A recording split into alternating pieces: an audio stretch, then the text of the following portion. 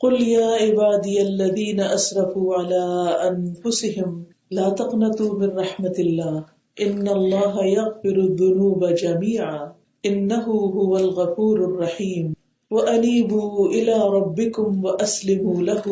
وأسلموا له من قبل أن يأتيكم العذاب ثم لا تنصرون واتبعوا أحسن ما أنزل إليكم من ربكم من قبل أن يأتيكم العذاب بغتة وأنتم لا تشعرون أن تقول نفس يا حسرة على ما فرطت في جنب الله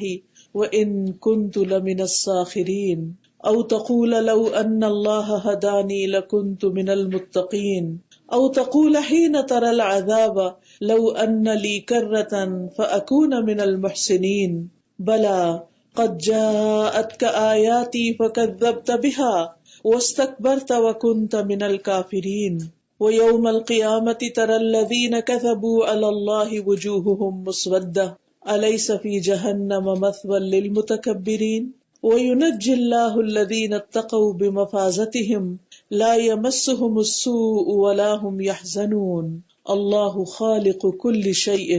وهو على كل شيء وكيل له مقاليد السماوات والأرض والذین کفروا بآیات اللہ اولئک هم الخاسرون۔ شروع کرتی ہوں اللہ کے نام سے جو بے انتہا مہربان نہایت رحم فرمانے والا ہے۔ کہہ دیجئے اے میرے بندو جنہوں نے اپنی جانوں پر ظلم کیا ہے تم اللہ کی رحمت سے مایوس نہ ہو، بلا شبہ اللہ تعالیٰ سارے گناہ معاف فرما دیتا ہے، بے شک وہ بہت بخشنے والا بہت زیادہ رحم فرمانے والا ہے۔ اور تم اپنے رب کی طرف رجوع کرو، پلٹ آؤ، لوٹ آؤ اور اس کے فرما بردار بن جاؤ، مطیع بن جاؤ، اس سے پہلے کہ تم پر وہ عذاب آئے کہ پھر تم مدد نہ کیے جاؤ، اور تم اس بہترین بات کی پیروی کرو جو تمہاری طرف نازل کی گئی ہے تمہارے رب کی طرف سے، اس سے پہلے کہ تم پر اچانک کوئی عذاب آ جائے اور تم شعور نہ رکھتے ہو۔ کہیں ایسا نہ ہو کہ کوئی نفس یہ کہے ہائے افسوس اس کوتاہی پر جو میں نے اللہ کے حق میں کی، اور میں تو بلا شبہ مذاق اڑانے والوں میں شامل تھا، یا یہ نہ کہے کہ اگر بے شک اللہ مجھے ہدایت دیتا تو میں ضرور متقی لوگوں میں شامل ہو جاتا، یا یہ کہے جس وقت وہ عذاب دیکھے کہ اگر میرے لیے دوبارہ لوٹنا ہو تو میں نیکوکاروں میں سے ہو جاؤں۔ کیوں نہیں، یقیناً تمہارے پاس میری آیات آئی تھیں تو تم نے ان کو جھٹلا دیا اور تکبر کیا اور تم انکار کرنے والوں میں سے تھے۔ اور قیامت کے دن آپ دیکھیں گے ان لوگوں کو جنہوں نے اللہ پر جھوٹ بولا کہ ان کے چہرے سیاہ ہوں گے۔ کیا جہنم میں ایسے تکبر کرنے والوں کا ٹھکانہ نہیں ہے؟ اور اللہ تعالیٰ ان لوگوں کو نجات دے گا جنہوں نے تقویٰ کیا ان کی کامیابی کے ساتھ، نہ انہیں کوئی برائی پہنچے گی اور نہ ہی وہ غمگین ہوں گے۔ اللہ ہی خالق ہے ہر چیز کا اور وہ ہر چیز پر نگہبان ہے، اسی کے پاس ہیں چابیاں آسمانوں اور زمین کی، اور وہ لوگ جنہوں نے کفر کیا اللہ کی آیات کے ساتھ یہی لوگ دراصل نقصان اٹھانے والے ہیں۔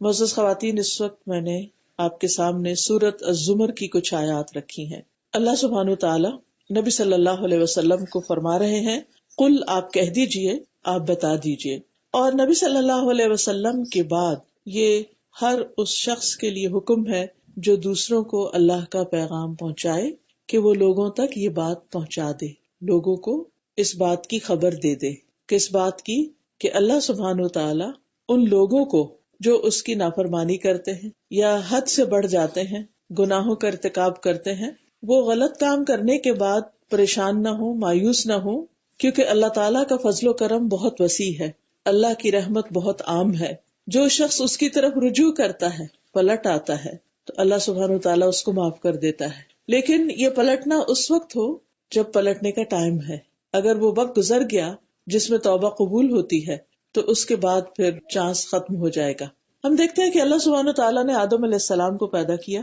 ان کو اپنے ہاتھ سے بنایا۔ کچھ چیزیں اللہ تعالیٰ نے اپنے ہاتھ سے بنائی، جن میں سے ایک آدم علیہ السلام، تورات اپنے ہاتھ سے لکھی، جنت عدن اللہ تعالیٰ نے اپنے ہاتھ سے بنائی۔ اور یہ بہت بڑا اعزاز ہے انسان کے لیے، انسان کی بہت بڑی شان ہے، کیونکہ اللہ سبحانہ تعالیٰ تو کسی بھی چیز کو کن کہہ کے پیدا کر سکتا ہے، اس کو تو صرف حکم دینا ہے۔ لیکن جس چیز کے بارے میں فرمایا کہ اس کو میں نے اپنے ہاتھ سے بنایا اور پھر اپنی روح سے پھونکا اس میں، پھر فرشتوں سے سجدہ کروایا، پھر اس کو جنت میں بھیجا، جنت کا ٹھکانہ دیا، پھر آدم علیہ السلام کو ان کے کمپینین حضرت حوا دی. تو یہ ساری نعمتیں اللہ سبحانہ تعالیٰ نے آدم علیہ السلام پہ کی، لیکن ساتھ ہی ان کو ایک ٹیسٹ میں بھی ڈالا، ایک امتحان میں ڈالا. اور وہ امتحان کیا تھا کہ ایک خاص درخت کا پھل نہیں کھانا. ساتھ ہی ان کے وہ دشمن جو آدم علیہ السلام سے حسد کر رہا تھا، یعنی جس نے انکار کیا تھا آدم علیہ السلام کو سجدہ کرنے سے، یعنی ابلیس، اس کو بھی ساتھ بھیج دیا. اور وہ دشمن ہی دراصل انسان کے لیے ایک امتحان کا ذریعہ تھا.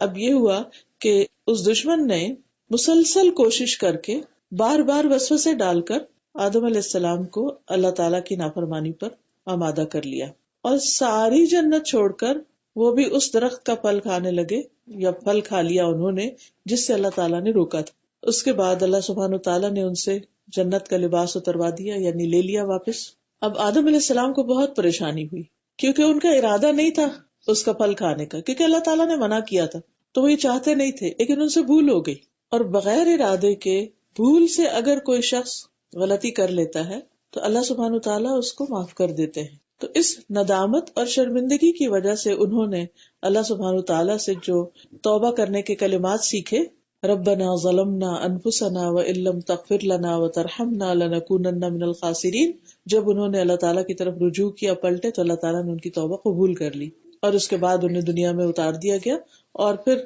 ساتھ ہی نصیحت کر دی، فَإِمَّا يَأْتِيَنَّكُم مِّنِّي هُدًى فَمَن تَبِعَ هُدَايَ فَلَا خَوْفٌ عَلَيْهِمْ وَلَا هُمْ يَحْزَنُونَ، کہ اگر میری طرف سے تمہارے پاس کوئی ہدایت آئے تو جو میری ہدایت کی پیروی کرے گا اس کے لیے نہ کوئی خوف ہوگا نہ کوئی غم ہوگا. لیکن اس کے ساتھ یہ بھی بتایا کہ قَالَ اهْبِطَا مِنْهَا، کہ اس جنت سے اب دونوں اترو، یعنی آدم بھی اور ابلیس بھی. اور پھر بَعْضُكُمْ لِبَعْضٍ عَدُوٌّ، تم میں سے بعض کے دشمن، یعنی ابلیس تمہارا دشمن ہے. تو دنیا میں انسان کے ساتھ اس کا دشمن ہر وقت موجود ہے. اللہ سبحانہ تعالیٰ نے انسانوں کی ہدایت کے لیے پیغمبر بھیجے، رسول اللہ صلی اللہ علیہ وسلم کو بھیجا، کتاب بھیجی. آپ صلی اللہ علیہ وسلم نے تمام چیزوں پر جو انسانوں کو کرنی چاہیے، جو بھی عبادت کے طور طریقے ہیں، وہ سارے کے سارے سکھا دیے. لیکن ہم دیکھتے ہیں کہ سب کچھ جاننے کے باوجود، سب کچھ معلوم ہونے کے باوجود ہم سے بھول ہو جاتی ہے، غفلت ہو جاتی ہے، سستی ہو جاتی ہے، کبھی کوئی مجبوری ہوتی ہے، تو ہم اللہ سبحانہ تعالیٰ کی عبادت کا حق ادا نہیں کر پاتے،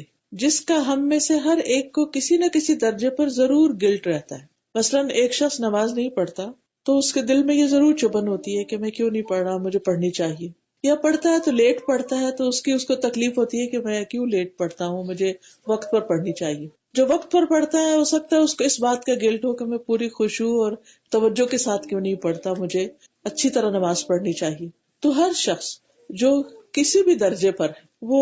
اپنے اندر ہمیشہ یہ احساس رکھتا ہے کہ ابھی بھی میرے اندر کمی ہے، کوتاہی ہے. اور خاص طور پر انسان جتنا اللہ تعالیٰ کو پہچانتا جاتا ہے، اس کا مقام، اس کا مرتبہ، اس کی قدرت، اس کی قوت، اس کے مرتبے کی عظمت اور بلندی جتنا بھی انسان کو محسوس ہونے لگتی ہے، اتنا ہی اس کو ساتھ شدت سے یہ احساس ہوتا ہے کہ جو اللہ کا حق ہے وہ میں دے نہیں پا رہا، مجھے کچھ اور بھی کرنا چاہیے، کچھ اور بھی کرنا چاہیے. تو اسی لیے آپ نے دیکھا ہوگا کہ بعض اوقات آپ نمازیں بھی پوری کر لیتے ہیں، زکوٰۃ بھی دے رہے ہیں، صدقہ خیرات بھی دے رہے ہیں، حج عمرہ بھی کیا ہوا ہے، رشتہ داروں کو بھی خیال رکھتے ہیں، لیکن پھر آپ کے اندر ایک کسک ہوتی ہے کہ اچھا میں بھی کچھ اور کروں. اور جتنی زیادہ اللہ سے محبت ہوتی ہے اتنی زیادہ یہ کسک اور بڑھ جاتی ہے کہ ابھی مجھے کچھ اور بھی کرنا چاہیے، ابھی کافی نہیں. بالکل ایسے ہی کہ جس انسان سے آپ کو محبت ہوتی ہے اس کے لیے آپ کچھ بھی کر لیں تو آپ کو یوں لگتا ہے کہ نہیں ابھی حق ادا نہیں ہو، ابھی کچھ اور بھی کرنا چاہیے. تو جب اللہ سے بندے کو محبت ہوتی ہے تو اس وقت بھی اس کی کیفیت یہی ہوتی ہے.